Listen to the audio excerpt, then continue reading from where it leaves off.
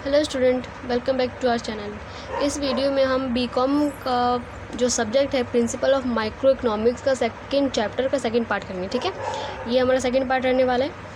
तो चलिए स्टार्ट करते हैं। व्यक्तिगत मांग और बाज़ार मांग में अंतर। व्यक्तिगत मांग क्या होता है और बाज़ार मांग क्या होता है। देखिए, व्यक्तिगत मांग यह एक निश्चित कीमत पर एक निश्चित समय अवधि में एक व्यक्तिगत उपभोक्ता द्वारा एक वस्तु की मांगी जाने वाली मात्रा से है। बाज़ार मांग से अभिप्राय क्या है?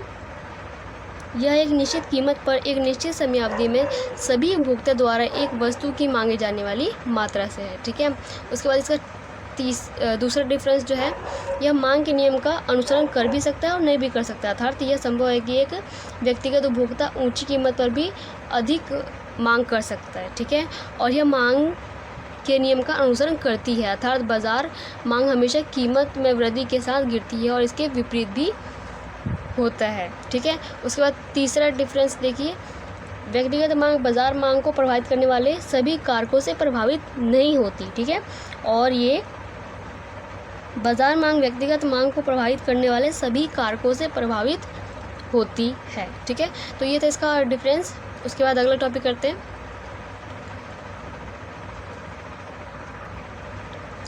देखिए, मांग वक्र पर चलन। मांग वक्र पर चलन, इसको हम बोलते हैं मांगे मात्रा में परिवर्तन। ठीक है, जब एक वस्तु की मांगी जाने वाली मात्रा अन्य कारकों के स्थिर रहने पर इसी कीमत में परिवर्तन के कारण परिवर्तित होती है, तब इसे मांगी गई मात्रा में परिवर्तन कहते हैं। देखिए, जब मांगी गई मात्रा जो है अन्य कारकों के स्थिर रहने पर इसी कीमत में परिवर्तन के कारण परिवर्तित होती है, तब इसे मांगी गई मात्रा में परिवर्तन कहते हैं। ठीक है, मांग वक्र का जो चलन होता है, एक तो ऊपर की ओर होता है, एक नीचे की ओर होता है। ठीक है, तो ऊपर की ओर चलन क्या होगा, इसका मतलब क्या होगा, जब कीमत बढ़कर OP2 हो जाती है तो मांगी गई मात्रा गिरकर OQ1 हो जाती है। देखिए, जब कीमत बढ़ गई इस वक्त में, देखिए कीमत हमारा ये था प्राइस। ठीक है, ये बढ़कर O2 हो गया।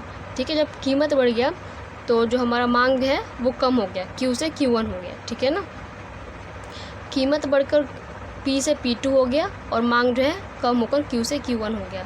तो हमें जो ये पॉइंट मिला C, ठीक है, तो ये हो जाएगा मांग वक्र जो है A से C की तरफ गया, यानी ऊपर की तरफ गया, तो ये मांग वक्र का जो चलन है वो ऊपर की ओर हो गया। ठीक है, तो ऊपर की ओर चलन का मतलब A से C की ओर चला गया। देखिए, जब कीमत बढ़कर OP2 हो जाती है तो मांग की मात्रा गिरकर OQ1 हो जाती है, जिसे मांग में संकुचन कहते हैं। ठीक है, मांग में संकुचन कहते हैं, जिससे उसी मांग वक्र DD पर A से C तक ऊपर की ओर चलन होता है। देखिए, मैंने आपको बताया था जो ये पॉइंट A था, ठीक है, इसका जो ये ऊपर की ओर चला गया C बिंदु पर। ठीक है, तो इसे बोलेंगे नीचे से ऊपर की ओर चलन हुआ इसका मांग वक्र का।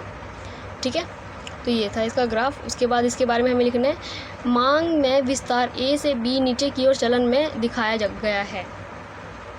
A से B नीचे की ओर चलन में दिखाया गया, किंतु OP से गिरकर OP1 होने पर मांगी गई मात्रा OQ से बढ़कर OQ2 हो जाती है। जब देखिए कीमत कम हो गई ना, जैसे कीमत कम हो गया, P था, P से P1 हो गया, यानी कीमत जो गिरकर नीचे आ गया। ठीक है, तो जो इसकी मांगी गई मात्रा है वो बढ़ जाएगी, इसकी मांग बढ़ जाएगी, Q से Q2 हो जाएगी। ठीक है, तो नया हमें जो पॉइंट मिला वो B मिला, तो जो ये A था, A से नीचे की ओर आ गया। ठीक है, कीमत कम होने पर मांग बढ़ गया, इसे बोलेंगे नीचे की ओर चलन। ठीक है, मांग वक्र का नीचे की ओर चलन। अब देखिए सेकेंड पॉइंट क्या है, मांग में संकुचन A से C तक ऊपर की ओर से दिखाया गया है। कीमत OP से बढ़कर OP2 होने पर मांगी मात्रा OQ से घटकर OQ1 हो जाती है। ठीक है,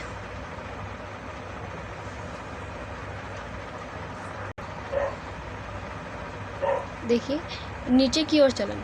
दूसरी तरफ कीमत OP से गिरकर OP1 हो जाने पर मांगी गई मात्रा OQ से बढ़कर OQ2, जिसे हम मांग में विस्तार भी कहते हैं, ठीक है, हो जाती है, जिससे उसी मांग वक्र DD पर नीचे की ओर A से B तक चलन होता है। जैसा कि मैंने आपको बताया कि जो कीमत है वो घटकर P1 हो गया, ठीक है। जब कीमत कम हो गया तो मांग बढ़ गया, ठीक है। OP से OP था, उसके बाद OP से OP1 हो गया, ठीक है। उसके बाद जब कीमत कम हुआ तो मांग बढ़ गया। पहले मांग क्या था OQ, फिर मांग बढ़कर क्या हो गया OQ2, ठीक है। तो जो ये पॉइंट मिल रहा है A से नीचे की ओर आ रहा है ये B, ठीक है। DD ये जो मांग वक्र था इस पर A बिंदु से नीचे की ओर आया, ये इस पॉइंट में लिखा गया है, देखिए। तो यही सब इस पॉइंट में ग्राफ जो अभी मैंने वक्र बनाया था उसके हिसाब से ये लिखा गया है, ठीक है।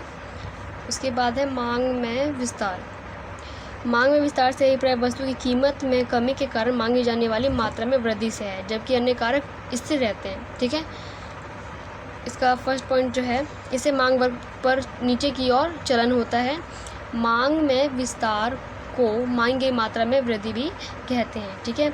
तो ये देखिए इसका जो तालिका है, यहाँ कीमत है, यहाँ मांग है। कीमत 15 20 पर 100 जो है मांग है, और 15 पे 150, यानी कीमत घटकर 15 हो गया तो मांग जो है, जब कीमत कम हो गया तो मांग जो है बढ़ गया, ठीक है। तो मांग में विस्तार हो गया। देखिए इसका ग्राफ, ये था हमारा 20, कीमत पर मांग जो है 100 था, ठीक है। उसके बाद जब जैसे ही हमारा जो कीमत है कम हुआ तो मांग जो है बढ़ गया, तो मांग में विस्तार हुआ, तो इसका वक्र इस तरीके से बनेगा, ठीक है। कीमत गिरकर 20 से 15 होने पर मांगी गई मात्रा 100 इकाई से बढ़कर 150 इकाई हो जाती है, जिसके कारण मांग वक्र जो है DD, ठीक है। मांग वक्र क्या है DD पर A से B तक नीचे की ओर चलन होता है। मांग वक्र का जो A से B तक नीचे की ओर चलन होता है, ठीक है। उसके बाद है मांग वक्र में संकुचन, ठीक है। मांग में संकुचन से अभिप्राय अन्य कारक स्थिर रहने पर एक वस्तु की कीमत में वृद्धि के कारण मांगी जाने वाली मात्रा में कमी से है, ठीक है। इसका फर्स्ट पॉइंट है, इसमें इसे मांग वक्र पर ऊपर की ओर चलन होता है और इसे मांगी गई मात्रा में कमी भी कहते हैं। इसका ग्राफ जो है कैसे बनेगा, देखिए ये हमारी टेबल है, ठीक है। तालिका है, कीमत है, यहाँ मांगे, यहाँ पे 20 है, 20 पर 100 मांगे और 25 पे 70 हो गया, यानी मांग जैसे कीमत बढ़ा मांग जो है कम हो गया, ठीक है। कीमत बढ़ने पर जो है मांग जो है कम हो गया, ठीक है। ये देखिए 20 था 25 हो गया, और जो मांग था वो घटकर कितना हो गया 70 हो गया। तो इस तरीके से बनेगा 20 पर जो है 100 मांग है, ठीक है। और जैसी कीमत बढ़ा ऊपर की ओर गया तो मांग जो है कम हो गया, तो इसका वक्र इस तरीके से बनेगा। उसके बाद जब कीमत 20 रुपये से बढ़कर 25 होने पर मांगी गई मात्रा 100 इकाई से गिरकर 70 इकाई हो जाती है, जिसके कारण मांग वक्र DD, ये DD है, ठीक है, ये लाइन पर A से B तक ऊपर की ओर चलन होता है। A से, ये पॉइंट A था, इससे ऊपर की ओर चलन हुआ ये B पर, ठीक है। देखिए मांग वक्र में खिसकाव, मांग में खिसकाव मतलब मांग में परिवर्तन, ठीक है। जब एक वस्तु, इसका मतलब क्या होता है, जब एक वस्तु की मांग उस वस्तु की स्वयं की कीमत में परिवर्तन के अलावा अन्य किसी भी कारक में परिवर्तन के कारण परिवर्तित होती है तो उसे मांग में परिवर्तन या मांग वक्र में खिसकाव कहते हैं, ठीक है। या इसमें या तो मांग वक्र में खिसकाव बोलेंगे या फिर मांग में परिवर्तन, ठीक है। स्वयं की कीमत में परिवर्तन, स्वयं की कीमत और परिवर्तन के अलावा अन्य किसी भी कारक में परिवर्तन होता है, परिवर्तन के कारण परिवर्तित होता है तो उसे क्या बोलेंगे, मांग वक्र में परिवर्तन, ठीक है। मांग वक्र में परिवर्तन या खिसकाव के क्या कारण हो सकते हैं, इसके कारण जो है प्रतिस्थापक वस्तु की कीमत में परिवर्तन या पूरक वस्तु की कीमत में परिवर्तन, उपभोक्ता की आय में परिवर्तन, अभिरुचियाँ व प्राथमिकताओं में परिवर्तन, भविष्य में कीमत में परिवर्तन की प्रत्याशा या जनसंख्या में परिवर्तन, आय के वितरण में परिवर्तन और मौसम और जलवायु में परिवर्तन के कारण जो है मांग वक्र जो है खिसकाव, मांग वक्र में खिसकाव होता है, ठीक है। तो ये देखिए कुछ यहाँ पे ग्राफ ऐसे बनेगा, कीमत मांगे मात्रा, ठीक है। जो हमारा मांग वक्र था पहले DD था, ठीक है। ये दाईं ओर खिसक कर गया तो D1 हुआ और बाईं ओर खिसक के आया तो D2 हो गया, ठीक है। दाईं ओर खिसकाव मतलब ये जो D1 से डी से डी वन हो गया, ठीक है। जब उसी कीमत ओ पी पर मांग ओ क्यू से बढ़कर ओ क्यू हो जाती है, इसे मांग में वृद्धि कहते हैं। तब मांग वक्र डी से दाईं ओर खिसक कर डी वन हो जाता है। अन्य कारकों में अनुकूल परिवर्तन के कारण हो जाती है ये सब। बाईं ओर खिसका,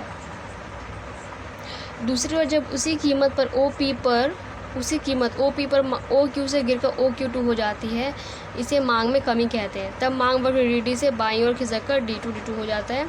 अन्य कारकों में प्रतिकूल परिवर्तन कारण हो जाता है ये सब, ठीक है। उसके बाद मांग में वृद्धि का क्या अर्थ है? मांग में वृद्धि से अभिप्राय वस्तु की स्वयं की कीमत में परिवर्तन के अतिरिक्त किसी भी कारक में परिवर्तन के कारण परिवर्तित होती है, ठीक है, जिसे वस्तु की मांग में वृद्धि कहते हैं। उसके बाद जो इसका टेबल तालिका जो है इस तरीके से बनेगी। यहाँ मूल्य, यहाँ पे मांग, मूल्य सेम रहता है पर फिर भी मांग बढ़ जाता है, ठीक है। मूल्य यानी कीमत जो है 20 का 20 ही रहता है, लेकिन मांग जो है पहले 100 था लेकिन अब 150 हो गया, ठीक है। देखिए ये इसका ग्राफ बनेगा। यहाँ कीमत या मांग की मात्रा, पहले हमारा जो 20 पर 100 मांग था तो डी जो ये वक्र बना, अब कीमत तो स्थिर है लेकिन मांग जो है बढ़ गया, तो अब डी से डी वन हो गया, ठीक है। पॉइंट ये था, पॉइंट ए से पॉइंट बी की तरफ बढ़ गया, तो इसे मांग में वृद्धि कहेंगे, ठीक है। कीमत 20 रुपये पर मांग 100 इकाइयों से बढ़कर 150 इकाइयों हो जाती है। इसे मांग वक्र डी से दाईं ओर खिसककर डी वन हो जाता है, ठीक है। अब है मांग में कमी। मांग में कमी का अर्थ क्या है? मांग में कमी से अभिप्राय वस्तु की स्वयं की कीमत परिवर्तन के अतिरिक्त अन्य किसी भी कारक में परिवर्तन के कारण परिवर्तित होती है, तो उसे मांग में कमी कहते हैं। देखिए इसका तालिका कैसे बनेंगे? जैसे मूल्य है, ठीक है, इसके मूल्य में कोई परिवर्तन नहीं होता, किसी और कारक जो है, किसी और कारक के परिवर्तन होने के कारण परिवर्तित होता है, तो उसे मांग में कमी कहते हैं। देखिए अब 20 है, ये 20 है, कीमत में कोई परिवर्तन नहीं हुआ। देखिए 20 पर 100 था, अब 20 पर 70 हो गया, ठीक है। 20 मूल्य पर 70 मांग जो हो गया, 100 मांग था, अब 20 पर 70 हो गया, कम हो गया, ठीक है। कीमत में कोई परिवर्तन नहीं हुआ, तो इसका जो ग्राफ है इस तरीके से बनेगा। यहाँ कीमत आएगा, मांग की मात्रा आएगा। कीमत था 20, ठीक है, कीमत फिक्स है 20 है, तो पहले 20 पर जो मांग था वो 100 था, उसके बाद घटकर कितना हो गया? 70 हो गया। तो जो ए है, ए पॉइंट था, इस पॉइंट से बी पर आ गया, यानी मांग में कमी हो गई है। मांग वक्र जो था डी से घटकर डी वन हो जाता है, इधर इस तरफ की तरफ, ठीक है, नीचे की ओर खिसक गया, मांग में कमी कहेंगे इसे। मांग में कीमत 20 पर मांग 100 इकाई से गिरकर 70 इकाई हो जाती है, जिसके कारण मांग वक्र डी से बाईं ओर खिसककर डी टू हो जाता है, ठीक है। उसके बाद अगला टॉपिक आता है हमारा पूर्ति यानी सप्लाई, ठीक है। पूर्ति का अर्थ क्या होता है जान लेते हैं पहले। पूर्ति से अभिप्राय एक वस्तु की उस मात्रा से होता है जिसे एक फर्म एक निश्चित समय अवधि में एक निश्चित कीमत पर बेचने के लिए प्रस्तुत करने को इच्छुक और तैयार रहती है, ठीक है, तो इसे पूर्ति कहेंगे। पूर्ति व स्टॉक से अभिप्राय एक वस्तु विशेष की उस कुल मात्रा से होता है जो कि एक फर्म के पास एक विशेष समय बिंदु पर उपलब्ध होती है, ठीक है। दूसरी तरफ पूर्ति स्टॉक का वह हिस्सा होता है जो कि एक उत्पादक बाजार में बेचने के लिए प्रस्तुत करने को तत्पर होता है। स्टॉक कभी भी पूरी पूर्ति से कम नहीं हो सकता है। इसके उदाहरण यदि एक विक्रेता के गोदाम में 50 टन चीनी है, वह 37 प्रति किलोग्राम कीमत पर 30 टन बेचने को इच्छुक है, तब पूर्ति 30 टन